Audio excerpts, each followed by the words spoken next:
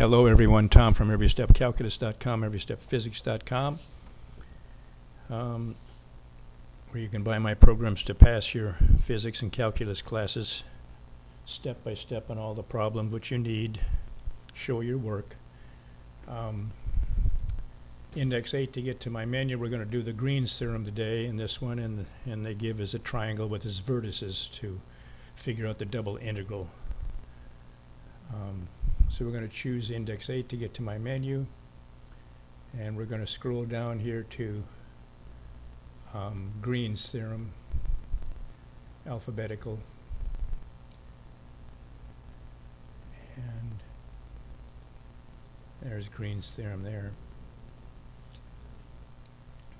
They give us the x or the I function from the line integral. And that's, you have to press alpha before you enter anything in these entry lines here. Alpha, x squared times y squared. And we're going to choose for the y or the j function alpha 4 times x times y cubed. I always show you what you've entered. Here's the line integral. It should really be called the curve integral. There are no integrals on lines. Straight things, everything needs an exponent to work. That's the reason they use cosine and sine so much, because it's a sine wave, which is a perfectly smooth curve. And they use balls and spheres and etc. to do all their calculations, pathetic calculations, I say it. Calculus solves nothing in real life, does nothing for anybody. Just a Sudoku of math, something that people do to waste time, just like crossword puzzles in English.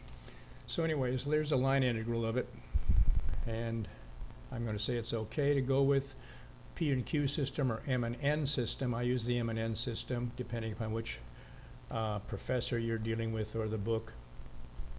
Professors are pathetic too.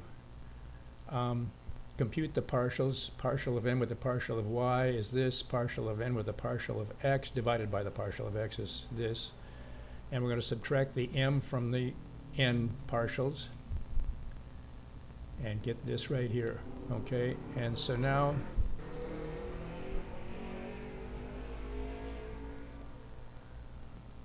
we're going to choose the triangle, which they give us, and we're going to choose number 2, the points. They don't give us y, and x. They give us 3 points. First point is 0, 0. Second point is 1 and 3. We're going to choose number 3 there, or scroll to it, and we're going to add it, alpha 1 and alpha 3. And the next point is 0, 3, so we're going to use 0 and then the question mark here, number 1. And we're going to enter number 3, alpha 3. And again, we look and see if we've entered it correctly. I have. Choose number 1 or scroll to it. We're going to set up the Green's theorem, double integral, 0, 1, and 3x. Notice this, if you do the vertices and put it on a piece of paper, notice that the line here is an angle such as this with certain parameters. And this is the y function. Remember the y equals mx plus b that you learned in algebra? Well, the mx is the slope. And of course 3 over 1 is the slope of this line. So if you graphed it, you'd put 3x into the y function of your graphing calculator, and that would be the angle just like this. And then of course we have 3 over to 0 and then 3 down to the origin of the graph. So that's the triangle we're working with. And we're going to integrate this right here with respect to y and over this range here. And that equals this over the range. We take the 3x and put it in for all the y's, and we come up with 72x to the 4. And then zeros, of course, is 0. And upper minus lower is 72x to the 4th.